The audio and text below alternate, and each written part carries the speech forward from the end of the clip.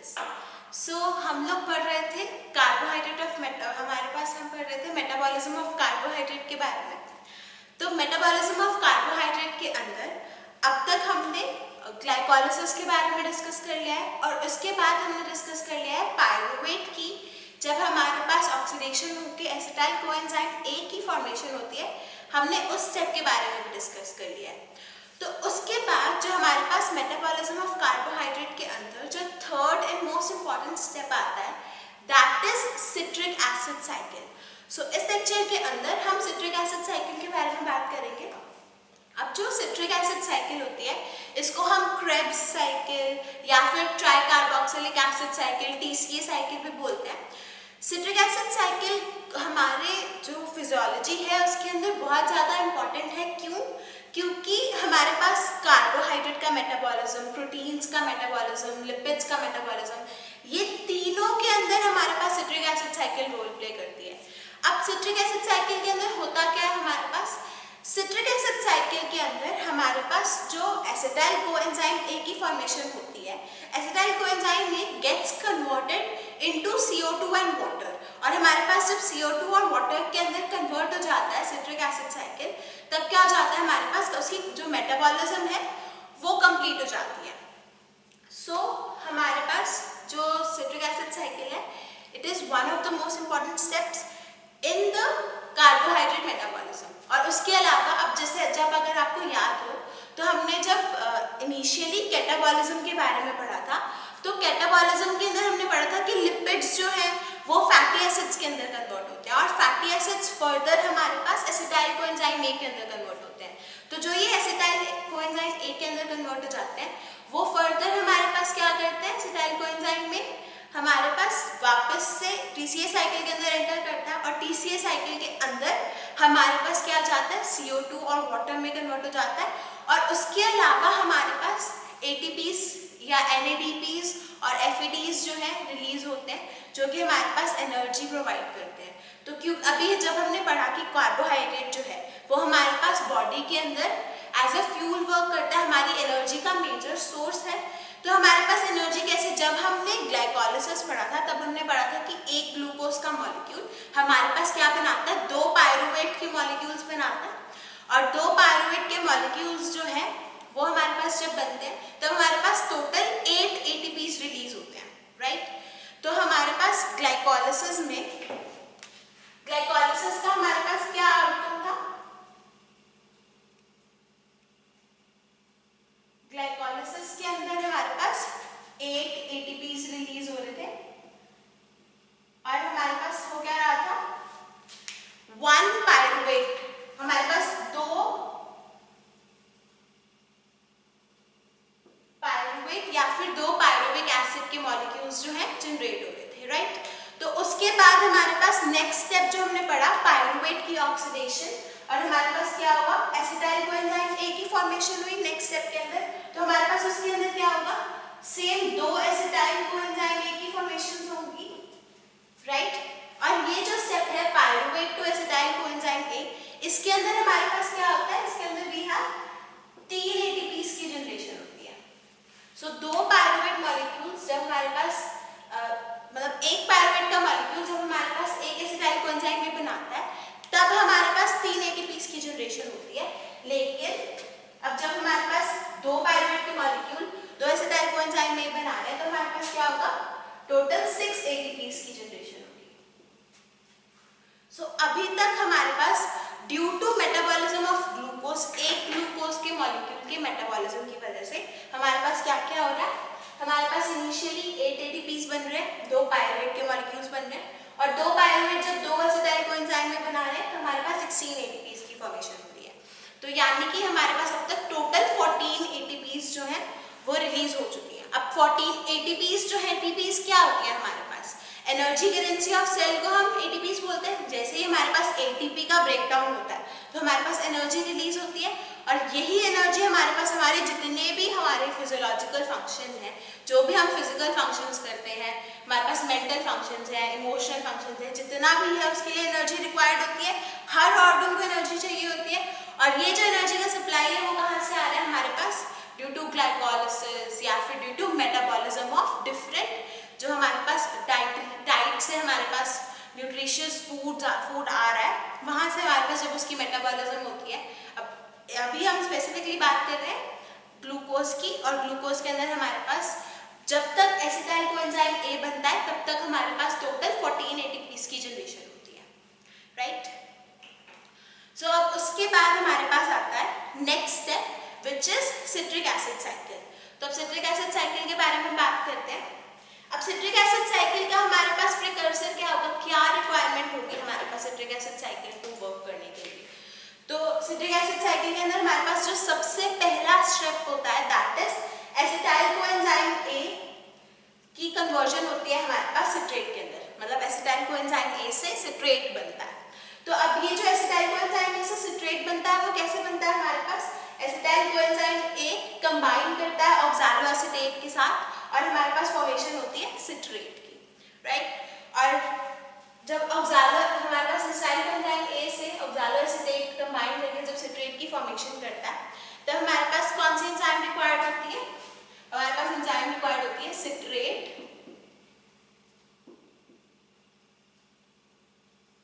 Synthetase. सो acetyl coenzyme ए जब ऑक्सैलोएसीटेट के साथ कंबाइन करता है तब हमारे पास क्या होता है, सिट्रेट सिंथेटेज की हेल्प से सिट्रेट की फॉर्मेशन हो जाती है। और इस स्टेप के अंदर हमारे पास कोएंजाइम ए एसएच जो है वो हमारे पास रिलीज हो जाता है, यानी कि एसिटेट जो एसिटाइल कोएंजाइम ए है वो ऑक्सैलोएसीटेट के साथ जब कंबाइन करेगा तब रिएक्शन के अंदर जो ये कोएंजाइम ए है वो हमारे पास रिमूव हो जाएगा और हमारे पास एसिटाइल और ऑक्सैलोएसीटेट मिलके सिट्रेट बना लेंगे with the help of citrate synthetase enzyme. अब उसके बाद हमारे पास क्या, ये बेसिकली एक हमारे पास कंडेंसेशन रिएक्शन होती है। कंडेंसेशन क्या रिएक्शन होती है, हमारे पास जॉइनिंग हो जाती है दो मॉलिक्यूल्स की, वो रिएक्ट करता है और आपस में हमारे पास एक मॉलिक्यूल की सिंथेसिस हो जाती है। अब उसके बाद हमारे पास नेक्स्ट जो हमारे पास स्टेप है that is formation of isocitrate from citrate. अब आइसोसिट्रेट की जनरेशन हो रही है सिट्रेट से, तो ये जो है ये हमारे पास 2 स्टेप प्रोसेस होता है। इसके अंदर बेसिकली होता क्या है, हमारे पास पहले सिट्रेट जो है वो एकोनिटेट में कन्वर्ट होता है। अब एकोनिटेट जो है वो हमारे पास आइसोसिट्रेट के अंदर कन्वर्ट होता है। तो सिट्रेट से आइसोसिट्रेट की फॉर्मेशन के लिए हमारे पास एकोनिटेज एंजाइम की रिक्वायरमेंट होती है। तो सिट्रेट से आइसोसिट्रेट के अंदर हमारे पास एकोनिटेज एंजाइम की रिक्वायरमेंट होती है। 2 स्टेप प्रोसेस है, सिट्रेट से एकोनिटेट बनता है, एकोनिटेट से हमारे पास आइसोसिट्रेट की फॉर्मेशन हो जाती है। और इस स्टेप के अंदर हमारे पास वाटर की मूवमेंट होती है। फर्स्ट स्टेप के अंदर सिट्रेट से एकोनिटेट जब बनता है हमारे पास वाटर रिक्वायर्ड होता है, उसके बाद में हमारे पास वाटर रिलीज हो जाता है। अब नेक्स्ट है हमारे पास आइसोसिट्रेट से ऑक्सैलोसक्सिनेट की फॉर्मेशन। अब आइसोसिट्रेट से जब ऑक्सैलोसक्सिनेट की फॉर्मेशन होती है तो हमारे पास ये होती है dehydrogenation reaction. So basically what happens is isocitrate के अंदर डीहाइड्रोजनेशन रिएक्शन होती है और हमारे पास फॉर्मेशन हो जाती है ऑक्सैलोसक्सिनेट की। अब ये जो डीहाइड्रोजनेज रिएक्शन है हमारे पास, इसके अंदर क्या होता है, हमारे पास एक NADP एक NADH प्रोड्यूस होता है,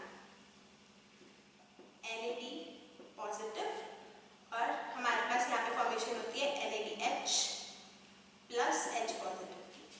अब ये जो हमारे पास NADH प्लस H पॉजिटिव है ये हमारे पास क्या करता है, इलेक्ट्रॉन ट्रांसपोर्ट चेन के अंदर एंटर करता है। इलेक्ट्रॉन ट्रांसपोर्ट चेन के अंदर जब एंटर करता है तब ये फॉर्मेशन करता है हमारे पास 3 ATPs की। तो यहाँ पे हमारे पास हो क्या है, 3 ATPs की जनरेशन हो रही है। और आइसोसिट्रेट से ऑक्सैलोसक्सिनेट जब हमारे पास बनता है तो the enzyme that is required is isocitrate dehydrogenase. Isocitrate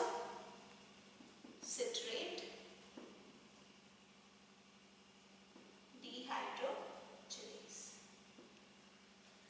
अब उसके बाद जो नेक्स्ट स्टेप आता है that is formation of alpha ketoglutarate from ऑक्सैलोसक्सिनेट।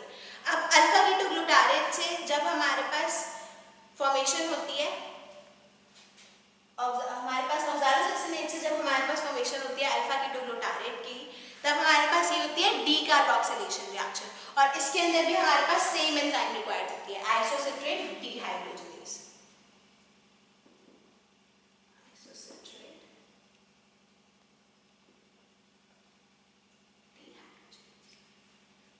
और जब हमारे पास ऑक्सालोसैक्सिनेज से जब हमारे पास अल्फा कीटोग्लूटारेट बनता है, तब हमारे पास सिमिलरली जो हमारे पास एंजाइम है, अब ये क्या है, डीकार्बोक्सिलेशन रिएक्शन है, और इस रिएक्शन के अंदर हमारे पास अल्फा कीटोग्लूटारेट की फॉर्मेशन हो जाती है।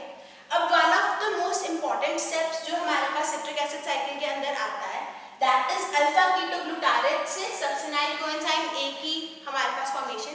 अब जब सक्सिनाइल कोएंजाइम ए की फॉर्मेशन होती है, फर्स्ट ऑफ ऑल तो सक्सिनाइल कोएंजाइम ए हमारे पास प्रिकर्सर होता है बहुत सारे हमारे पास जो फर्दर मॉलिक्यूल होते हैं, जैसे कोलेस्ट्रॉल है, हमारे पास फर्दर मॉलिक्यूल्स की जनरेशन के लिए कोलेस्ट्रॉल हमारे पास सक्सिनाइल कोएंजाइम में रिक्वायर्ड होता है।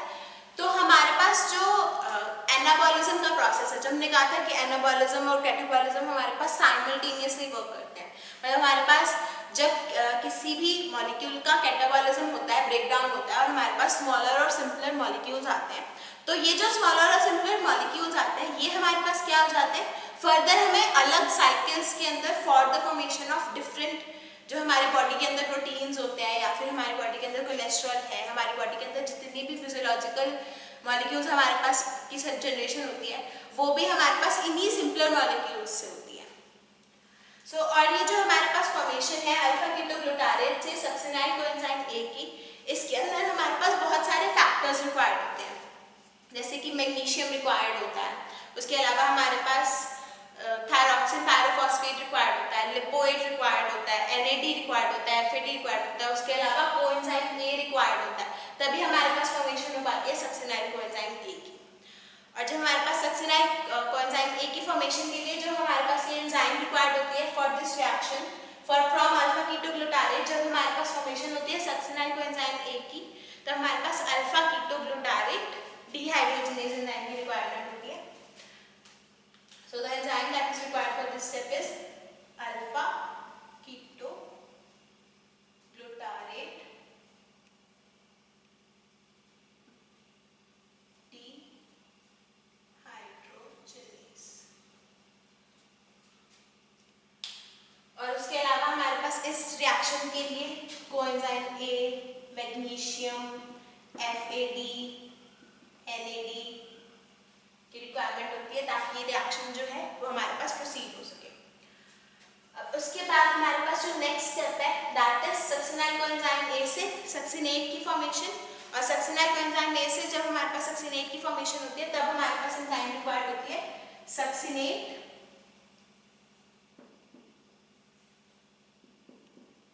थायोकाइनेज।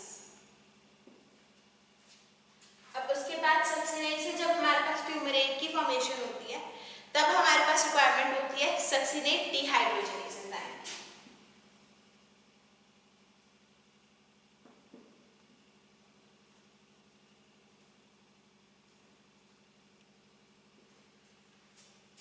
अब नेक्स्ट है हमारे पास फ्यूमेरेट की जब फॉर्मेशन हो जाती है, फ्यूमेरेट से हमारे पास मालेट की फॉर्मेशन होती है, इसके अंदर हमारे पास एंजाइम रिक्वायर्ड होती है फ्यूमेरेज। आफ्टर दैट मैलेट से जब हमारे पास ऑक्सालोएसिटेट की फॉर्मेशन होती है, तब मैलेट डिहाइड्रोजनेज की रिक्वायरमेंट होती है।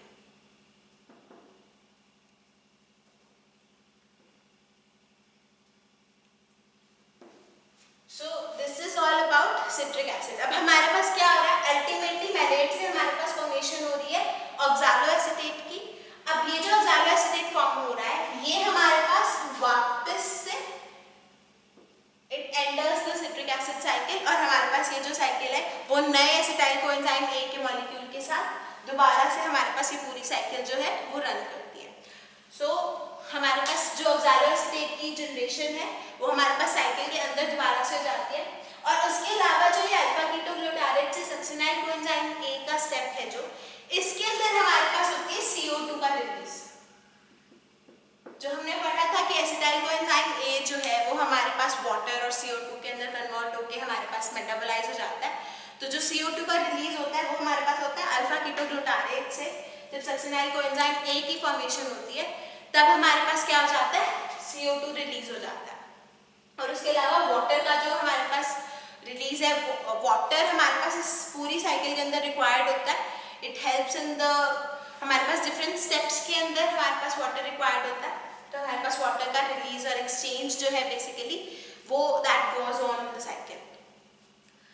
अब उसके अलावा अगर हम एनर्जेटिक्स की बात करें कि हमारे पास कितने एटीपीज या एनएडीपीज प्रोड्यूस हो रहे हैं, तो सबसे पहले हमारे पास हमने बात की थी कि आइसोसिट्रेट से जब हमारे पास ऑक्सालोसक्सिनेट बनता है तब हमारे पास एक एनएडीपी एनएडीएच मॉलिक्यूल बनता है. अब ये जो एनएडीएच बनता है ये हमारे पास क्या होता है, 3 एटीपीज की फॉर्मेशन करता है. अब ऐसे ही नेक्स्ट स्टेप के अंदर जो ऑक्सालोसक्सिनेट से 3 कीटोग्लूटारेट की फॉर्मेशन होती है उसके अंदर भी हमारे पास NADH की फॉर्मेशन होती है. और NADH की जो हमारे पास फॉर्मेशन होती है अब वो हमारे पास इलेक्ट्रॉन ट्रांसपोर्ट चेन के अंदर एंटर करता है और हमारे पास 3 ATPs की फॉर्मेशन हो जाती है. अब सिमिलरली हमारे पास जो सक्सिनाइल कोएंजाइम A से जब सक्सिनेट बनता है तब हमारे पास 1 GTP की फॉर्मेशन होती है. अब ये जो GTP है, GTP is equivalent to ATP. तो हमारे पास यहाँ पे क्या हो जाता है, एक ATP की फॉर्मेशन हो जाती है. अब उसके अलावा हमारे पास क्या होता है, जब सक्सिनेट से फ्यूमरेट बनता है तब हमारे पास एक FADH की फॉर्मेशन, हमारे पास एक FAD की फॉर्मेशन होती है.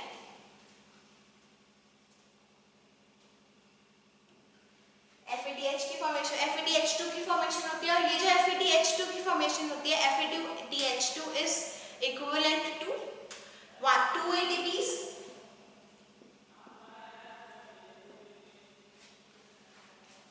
अब सिमिलरली हमारे पास जो ये मैलेट से ऑक्सालोएसिटेट की फॉर्मेशन हो रही है इसके अंदर भी हमारे पास एक NADH की फॉर्मेशन होती है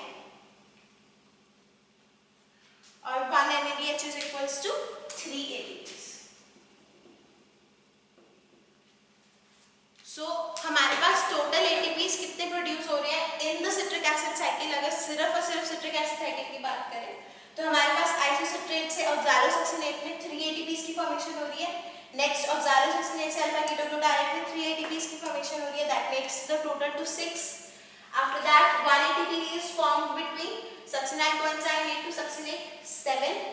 देन succinate to fumarate हमारे पास 2 ATPs की फॉर्मेशन हो रही है 9. और उसके बाद हमारे पास मैलेट से ऑक्सालोएसिटेट की फॉर्मेशन के अंदर हमारे पास 3 ATPs की फॉर्मेशन हो रही है. तो एक सिट्रिक एसिड साइकिल के अंदर हमारे पास टोटल ATPs जो प्रोड्यूस हो रही है दैट इज 12 ATPs.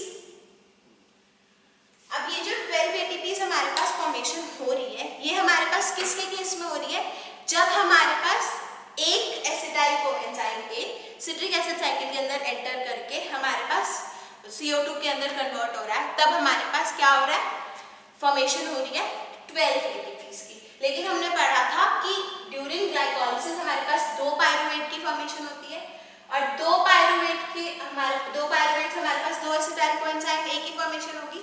तो बेसिकली जो ये सिट्रिक एसिड साइकिल है एक ग्लूकोज के मॉलिक्यूल के लिए 2 बार ही रन करेगी, राइट.